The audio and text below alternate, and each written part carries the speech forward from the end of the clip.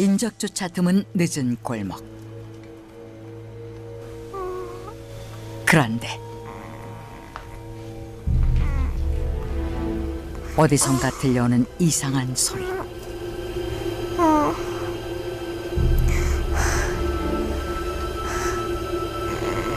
대체 무슨 소리일까요?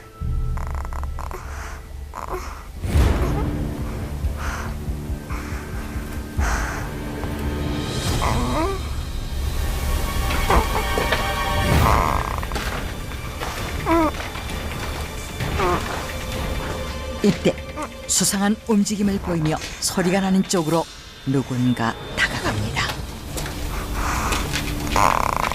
이상한 소리는 놀랍게도 아이의 신음소리였습니다. 정신을 잃은 듯 보이는 아이.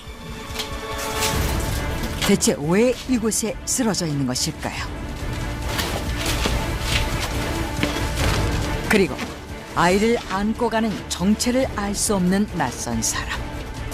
도대체 이곳에서 무슨 일이 일어난 것일까요?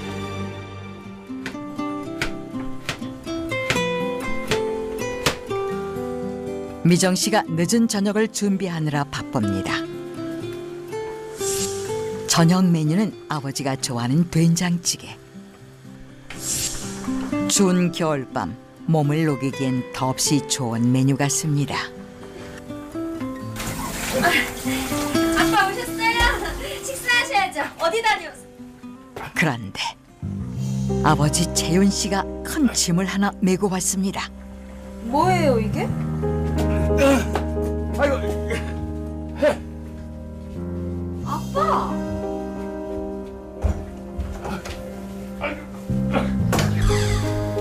재윤 씨가 조심스럽게 내려놓은 것은 어린 여자아이. 골목에 쓰러져 있던 그 여자아이입니다. 도대체 어떻게 된 일일까요? 얘가 골목에 쓰러져 있었어. 얘가 몹시 아픈가 봐. 아빠, 그래도 그렇게 함부로 데려오시면 어떡해요. 다시 데려다 놓는 게 좋지 않을까요? 누가 찾으러 올 수도 있고. 그냥 두면 이대로 어떻게 될지 모르잖니. 예상치 못한 상황에 미정 씨가 놀란 건 당연한 일. 아이는 열이 나는 듯 정신을 차리지 못하는데요. 부녀는 대체 왜 경찰에 신고를 하지 않는 걸까요? 다음 날, 다행히 아이의 상태는 많이 호전된 듯 보입니다. 열이 많이 나는 아이를 돌보느라 미정 씨는 잠도 설쳤습니다.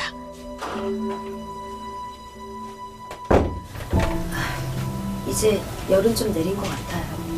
그러니? 다행이구나. 저 다녀올게요. 그래. 조심해서 다녀와. 아이 때문일까? 출근하는 미정 씨의 발걸음이 무거워 보입니다. 그런데 이때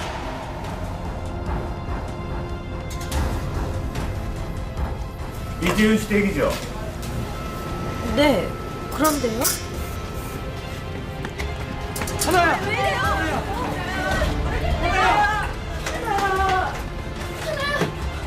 갑자기 집 안으로 들이닥친 사람들. 무작정 미정 씨의 집을 뒤지기 시작합니다. 뭐라는 짓이에요? 왜 저래요? 아니 이게 뭐예요 이게 당신? 아니 사람들이 무슨 말 하는 거야? 당신들 누구야? 하나야! 쓰러진 아이의 부모인 것 같은데요. 하나야! 하나야!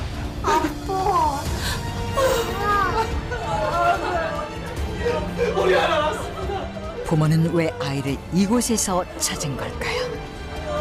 재현 씨와 미정 씨는 이 모든 상황이 어리둥절하기만 합니다. 어찌된 일인지 몹시 궁금해지는데요. 아이의 부모와 동행했던 형사는 재현 씨와 미정 씨 부녀를 유심히 바라보는데요. 그런데 이재윤 씨, 당신을 치아나 유괴범으로 체포합니다. 아니 이게 무슨 아니 이게 뭐예요? 아이의 유괴범으로 재현 씨가 체포됩니다. 순식간에 벌어진 상황. 대체 간밤에 무슨 일이 벌어졌던 걸까요?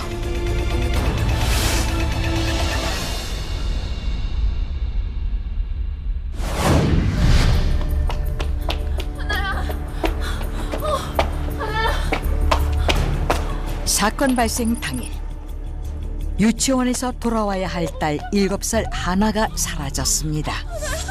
어떻게 된 일인지 온 동네를 샅샅이 뒤져봐도 아이는 흔적조차 없습니다.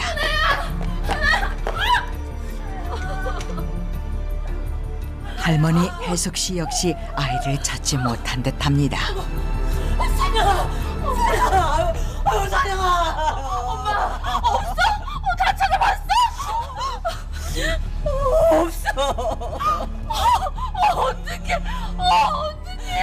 아이고 도대체 이게 무슨 일이야? 우리 경찰서에다가 신고부터 하자. 불길한 예감이 모녀의 마음을 스쳐갑니다. 우선 경찰에 신고를 하는 것이 좋을 것 같은데요.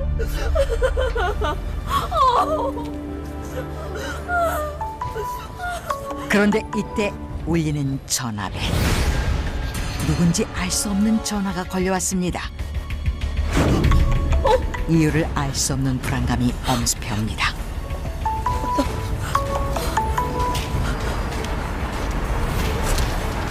여보세요? 네?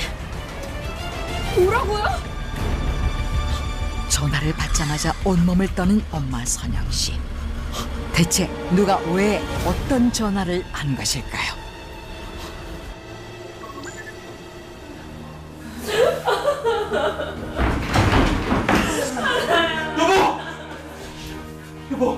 여보, 이게 무슨 일이야? 하나가 없어지다니. 전화는 또 뭐고? 어떡해?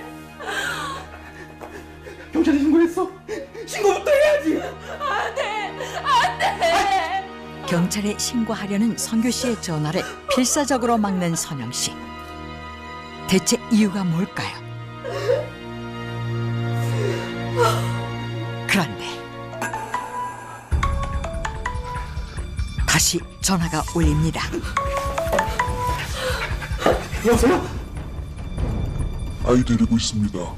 7천만 원 준비하시고 제가 시키는 대로 하세요. 누구세요? 도대체 왜 이러시는 겁니까? 그럼 아이는 무사히 집으로 돌아갈 겁니다. 경찰에 신고하시면 하나는 영영 못 보실 겁니다. 저기요, 우리 아이 잘 있는 겁니까? 아빠! 아들아! 우리 딸 조금만 기다려. 아빠가 꼭 데리러 갈게.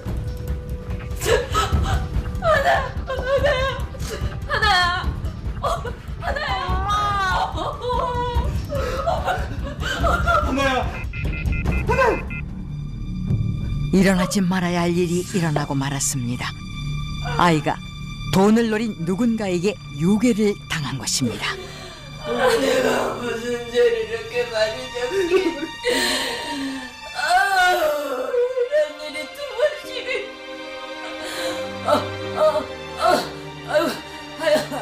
하나. 불쌍한 내 새끼들.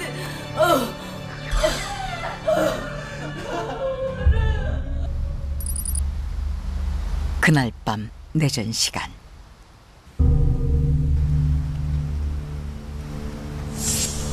아빠 성규 씨가 인적이 끊긴 공원을 찾았습니다. 이곳에서 무엇을 하려는 걸까요? 공원을 지나 끝까지 가면 운동기구가 있을 겁니다. 이 모든 것이 유괴범의 지시였는데요. 아이를 되찾기 위해 일단 유괴범의 요구대로 하기로 한 것입니다. 운동기구 옆에 철제 뚜껑을 열고 돈가방을 넣고 가시면 됩니다. 유괴범이 아이의 몸값으로 요구한 것은 7천만 원.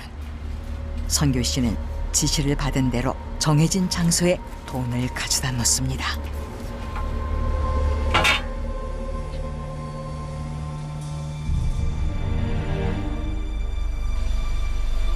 그러나 쉽게 그 자리를 떠나지 못하는데요. 혹시라도 범인이 나타나지 않을까, 어떤 작은 단서라도 잡을 수 있지 않을까 하는 마음일 것입니다. 그러나 이런 성규 씨를 지켜보는 이가 있습니다. 그리고 그때 다시 울리는 전화. 여보세요?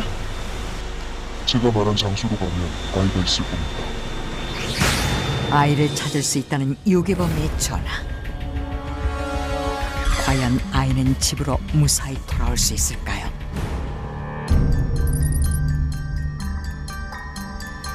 일초가 1시간 같은 긴 밤이 지나고 선영 씨와 혜숙 씨는 하나가 무사히 돌아오기만을 빌고 또 빕니다.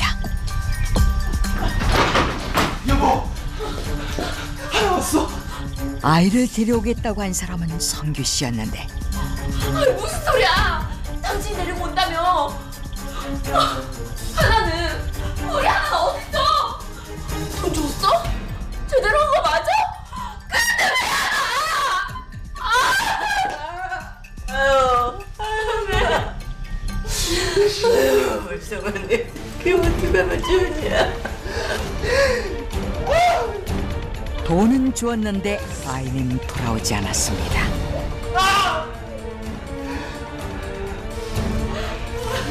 성규 씨가 전화기를 꺼내듭니다.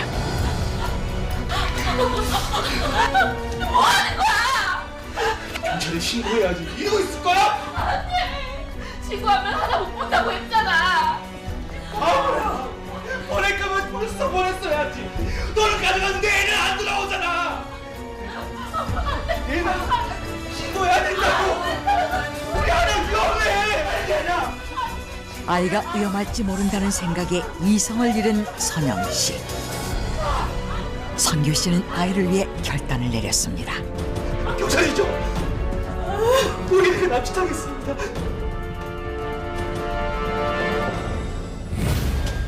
그렇게 경찰의 수사가 시작됐고 사라진 하나의 행적이 드러났습니다.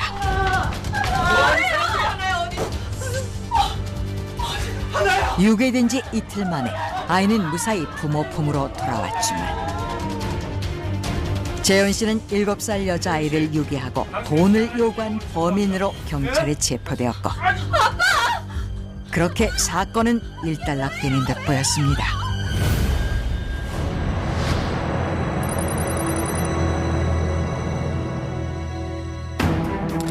일곱 살 최하나 양의 유괴 사건에 대한 재판이 시작됐습니다. 체포됐던 재은 씨가 나와 있는데요.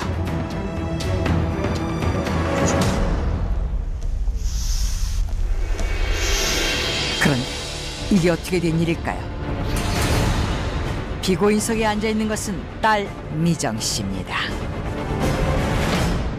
7살 아이를 유괴해 몸값을 요구한 범인으로 경찰이 체포한 사람은 씨였습니다. 그런데 정작 검찰이 기소한 사람은 딸이었는데요. 어떻게 피고인이 바뀌게 되었는지에 대한 의문도 컸지만 재판 중에 피고인을 둘러싼 기막힌 사실이 밝혀지게 되면서 모두를 놀라게 만들었습니다. 지난 12월 6일 유치원에서 집으로 돌아가던 7살 최하나 양이 납치됐습니다. 유괴범은 하나 양의 부모를 협박해 7천만 원을 갈취했습니다. 그렇지 않습니까, 피고인? 아니에요. 제가 그런 게 아닙니다. 사건을 담당했던 손종환 형사를 증인으로 요청합니다. 채택합니다. 재윤 씨를 체포했던 형사. 피고인이 바뀐 이유에 대해 담당 형사는 어떤 증언을 할까요?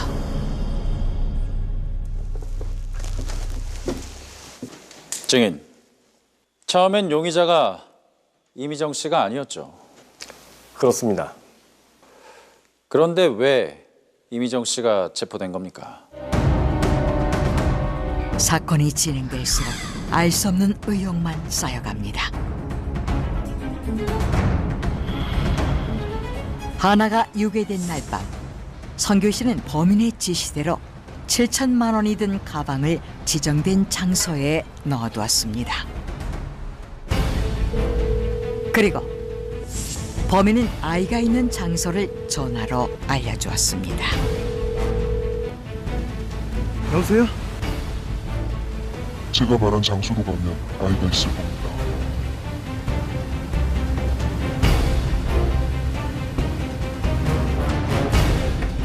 잠시 후 아이를 놔두었다는 곳으로 달려온 성규 씨. 그런데 어디에도 아이가 보이지 않습니다. 범인이 거짓말을 한 것일까요?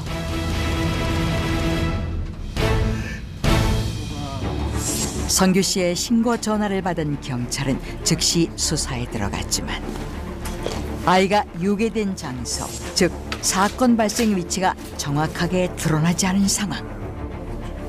경찰은 범인이 성규 씨에게 아이를 두었다고 말한 장소를 중심으로 수사를 시작했습니다. 가장 중요한 것은 주변의 CCTV 영상을 확보하는 것.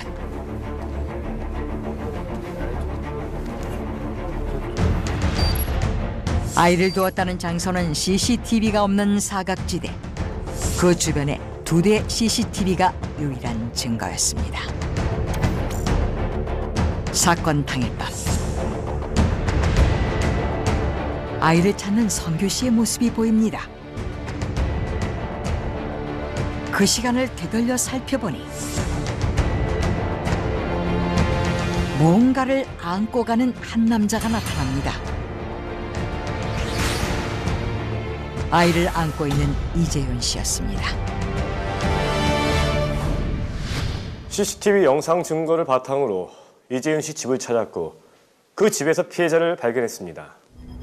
그래서 당시 현장에서 이재윤 씨를 용의자로 체포했었습니다.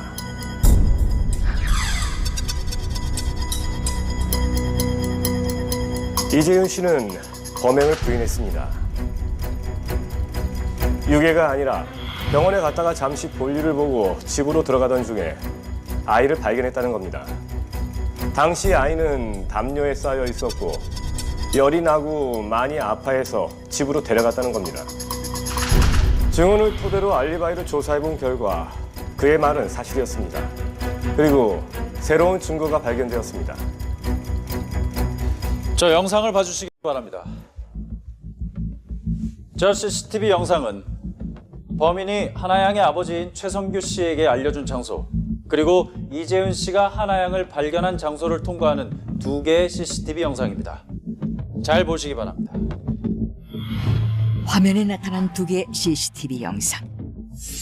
차도 인적도 드문 거리에 차량 한 대가 지나갑니다. 그리고 2번째 CCTV에 방금 전 차량이 시간지체 없이 나타납니다. 잠시 후 나타난 다른 차량.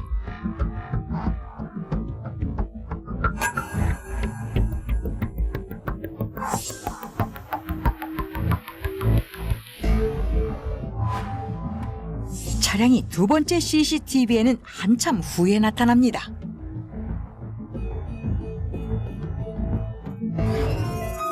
보통의 경우 5초 미만의 시간차로 지나가는 차량과는 달리 이 차량의 경우 무려 12분의 간격이 보입니다. 그 차량을 추적한 결과 렌트 차량이었고 그 차를 대여한 사람은 바로 이미정 씨였습니다. CCTV에 나타난 차량을 렌트한 사람의 이름은 이미정. 부인할 수 없는 증거가 드러났습니다. 열이 난 아이를 보살펴준 미정 씨가 그 아이를 유괴하고 버린 범인인 걸까요? 차량을 이용해 최하나 양을 유괴하고 돈을 받은 후 아이를 다시 약속 장소에 돌려놨는데 아무것도 모르는 아버지가 그 아이를 데려오는 바람에 계획에 실패한 거 아닙니까? 아닙니다. 신분증을 잃어버렸어요. 누군가 잃어버린 제 신분증을 도용한 겁니다. 끝까지 범행을 부인하는 미정 씨.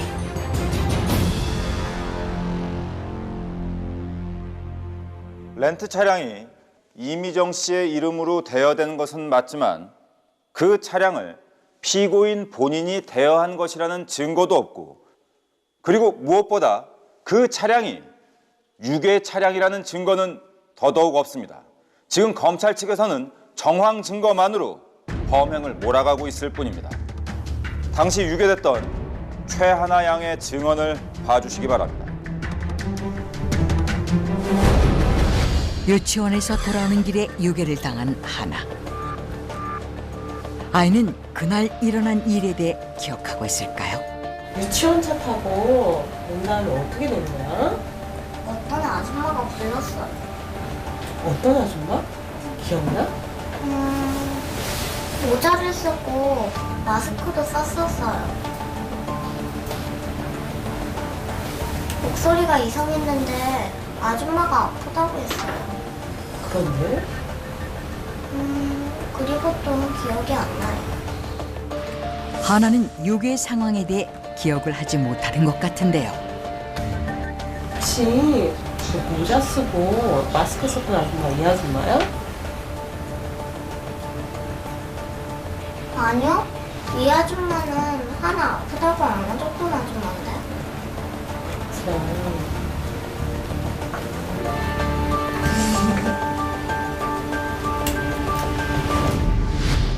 최하나 양은 사건 발생 상황을 기억하지 못할 뿐만 아니라 유괴한 사람에 대해서도 기억하지 못하고 있습니다. 피고인 이미정 씨는 이재윤 씨가 데려온 최하나 양을 돌봐줬을 뿐입니다. 과연 그럴까요?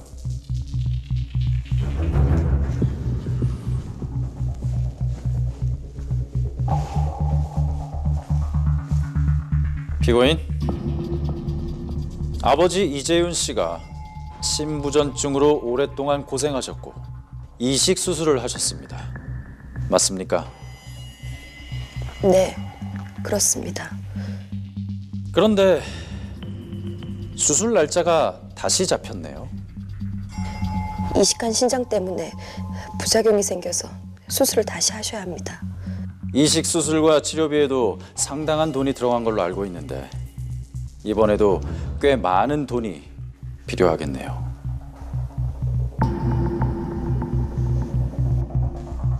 피고인 이미정 씨는 아버지의 치료비와 수술비로 제2금융권에서 상당히 높은 이자로 5천만 원을 대출한 상태입니다. 그런데 이 대출을 갚으셨습니다. 날짜가 12월 7일. 하나양이 납치된 바로 그 다음 날입니다. 1년 전 대출한 5천만 원. 이자만 갖고 있던 미정 씨가 돈을 상환한 날짜는 아빠 성규 씨가 유괴범에게 돈을 준 다음 날입니다. 그리고 저희가 병원에 문의해 본 결과 이번 수술에 들어가는 비용이 약 2천만 원 정도 든다고 합니다. 5천만 원과 2천만 원, 7천만 원이네요. 유괴범이 하나양의 몸값으로 요구한 돈이 7천만 원입니다. 과연 우연의 일치일까요? 하나둘 드러나는 정황은 미정 씨에게 불리하게 보여지는데요. 과연 미정 씨는 유괴범이 맞는 걸까요? 접니다. 그런데 제가 했습니다. 제가 아이를 유괴했습니다. 미정이가 한 게 아닙니다. 아빠! 판사님, 검사님, 제가 한 것입니다. 돈 때문에 제가 한 겁니다. 아니에요. 제가 한 거예요. 아빠가 한 게 아니에요. 제가 범인입니다. 제가 범인이에요. 용서해주세요. 용서해주세요. 아버지 재현 씨의 갑작스런 주장에 끝내 자신의 죄를 자백하고 마는 미정 씨. 그런데 그런 미정 씨를 지켜보는 하나의 할머니 혜숙 씨의 표정이 이상합니다. 손녀에게 한 짓 때문에 화가 난 걸까요? 하지만 미정 씨를 바라보는 혜숙 씨 얼굴엔 분노가 아닌 뭔가 다른 표정이 담겨 있습니다. 자, 이것으로 1차 변론 모두 마치겠습니다. 추후에 2차 변론기일 통보하겠습니다.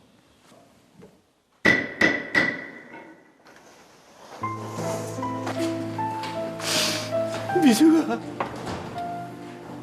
미안하다. 미안해. 아니에요, 아빠.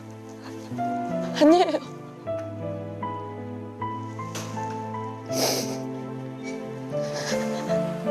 끌려나가는 미정 씨에게서 눈을 떼지 못하는 혜숙 씨. 그 이유가 무척 궁금해집니다.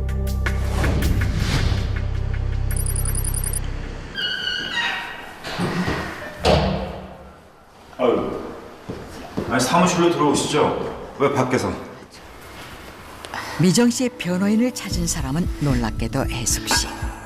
대체 무슨 일로 그녀가 이곳을 찾은 걸까요? 저 잠시 얘기 좀 해도 될까요? 예, 말씀하십시오.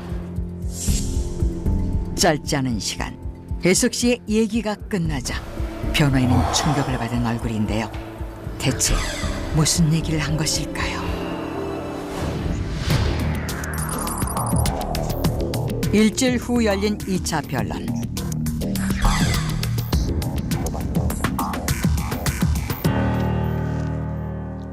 재판장님, 피고인 이미정은 최하나 양의 유괴와 몸값을 받은 것에 대해 유죄를 인정합니다. 미정 씨는 아이를 유괴하고 몸값을 요구한 자신의 죄를 모두 인정했습니다. 죄송합니다. 잘못했습니다. 제가 한순간에 잘못된 판단으로 엄청난 짓을 저질렀습니다. 결코 아이를 해치려던 건 아니었어요. 집으로 돌려보내려고 했습니다.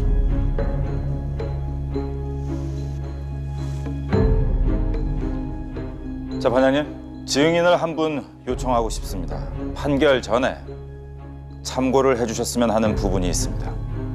좋습니다. 허락합니다. 피고인이 범행을 인정한 상황에서 증언을 하겠다는 사람이 일어나자 법정안이 술렁입니다. 미정 씨도 무슨 일인지 어리둥절한 모습인데요. 대체 누가 왜 어떤 얘기를 하려는 걸까요? 증인은 바로 혜숙 씨. 가장 놀란 사람은 미정 씨입니다. 증인은 첫 재판이 끝난 후 저를 찾아오셨죠? 네, 그렇습니다. 무슨 이유였죠? 저기 앉아있는 이미정에 대한 친자 확인을 부탁하기 위해서였습니다. 미정 씨에 대한 친자 확인이라니 이건 또 무슨 얘기일까요? 과거 특별한 인연이라도 있었던 걸까요? 왜 그런 부탁을 하신 겁니까? 전 28년 전 5살 난 딸을 우리 하영이를 잃어버렸습니다. 잃어버린 딸과 미정 씨 어떤 연관이 있는 걸까요? 그런데 왜 이미정 씨를 생각하시게 된 겁니까? 우리 하영이 팔에 왼쪽 팔에 상처가 있습니다. 튀어난 못에 찔려서 깊게 난 상처예요. 바로 저의 팔에 난 상처예요. 28년 전 잃어버린 어린 딸에게 있던 상처가 미정 씨에게 있다는 혜숙 씨. 그렇다면 미정 씨는 혜숙 씨의 딸이 맞는 걸까요? 피고인, 그 왼팔의 상처를 좀 보여주시겠습니까?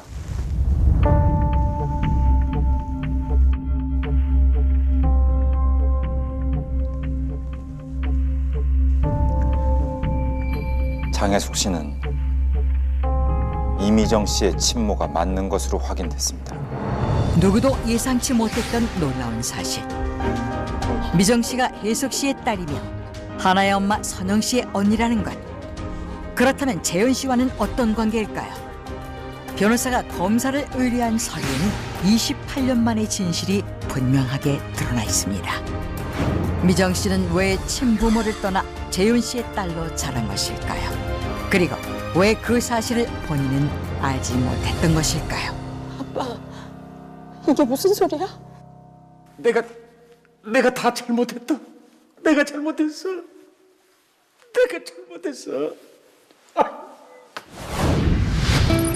28년 전 양손 가득 케이크와 선물을 들고 퇴근하는 재윤 씨. 눈에 넣어도 아프지 않은 딸 윤정이의 7번째 생일날이었습니다.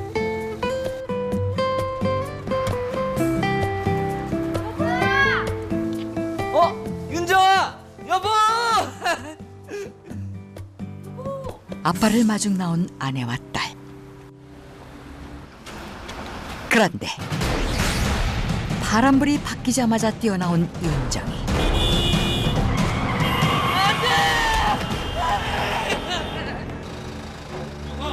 미처 멈추지 못한 차에 사고가 났습니다.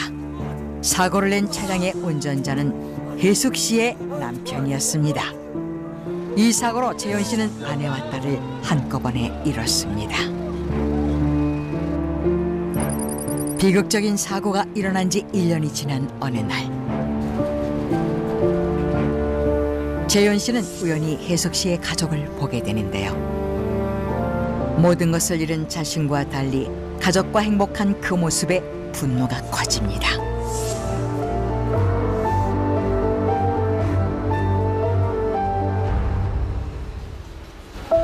만삭의 몸으로 딸 하영과 외출에 나선 혜숙 씨.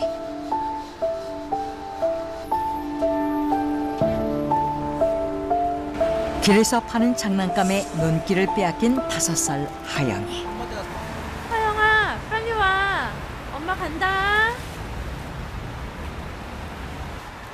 그런데 이 모습을 누군가 지켜보고 있습니다. 바로 재윤 씨입니다. 혼자 있는 하영이에게 접근한 재윤 씨. 우리 재밌는 놀이하러 갈까? 어린 하영은 아무 의심 없이 그를 따라 나섭니다. 잠시 후 무거운 몸으로 뒤를 돌아다본 혜숙 씨. 방금 이곳에 있던 하영이가 없어졌습니다.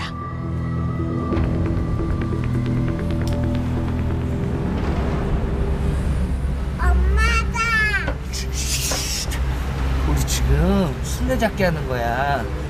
엄마가 술래니까 꼭 숨어 있어야 돼. 알았지?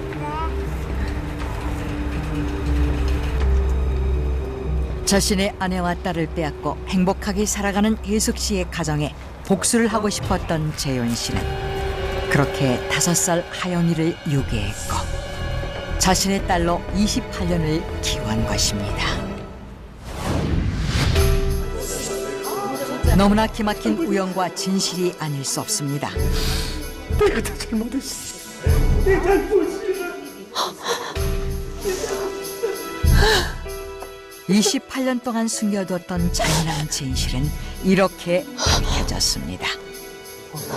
그리고 미정 씨는 친동생의 딸인 조카를 유기한 것입니다.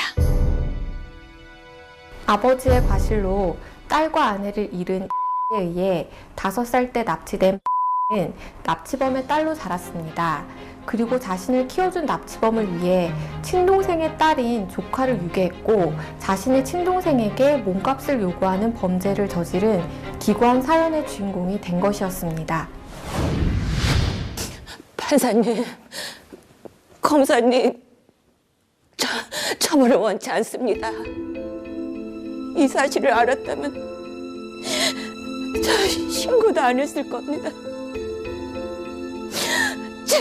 제발 저 아이를 돌려주세요. 제 딸을 용서해 주세요. 부탁합니다, 판사님. 제발요. 자신의 조카를 유괴하고만 미정. 이 무슨 잔인한 운명의 장난인 걸까요? 지금 술래잡기 하는 거야. 엄마가 술래니까 꼭 숨어 있어야 돼. 알았지? 아이 데리고 있습니다. 7천만 원 준비하시고 제가 시키는 대로 하세요. 이미정 씨의 친모가 맞는 것으로 확인됐습니다. 제 딸을 용서해. 제발 용서해.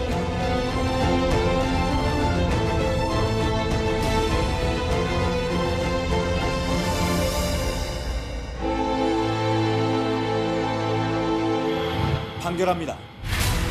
피고인이 피해자 최하나를 약취하고 그 사실을 이용하여 금전을 취득한 것은 영리 목적 약취죄에 해당한다. 다만 피고인은 이재윤이 자신의 유괴법이라는 사실조차 알지 못하고 이재윤의 치료를 위하여 이 사건 범행에 이른 점, 피해자의 생명 및 신체상의 위해가 발생하지 않은 점, 이 사건 법정에 이르러 피해자의 가족과 피고인이 가족관계라는 사실이 밝혀진 점, 피고인이 이 사건 범행에 가슴 깊이 반성하고 있는 점, 피해자의 가족들도 피고인의 처벌을 원치 않는다는 점 등을 감안하여 피고인에게 징역 1년, 집행유예 2년을 선고한다.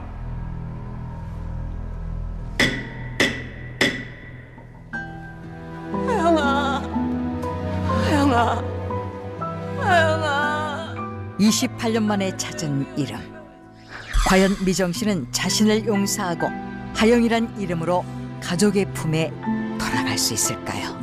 5살 아이를 유괴해 자신의 아이처럼 키우는 경우 금품을 요구한 것이 아닌 단순 유괴였고 28년 전에 일어난 사건이었기 때문에 구형법이 적용되어 공소시효는 7년에 해당됩니다. 따라서 자백을 하고 범죄가 밝혀졌다고 하더라도 공소시효 기간이 지나 처벌을 할 수가 없습니다.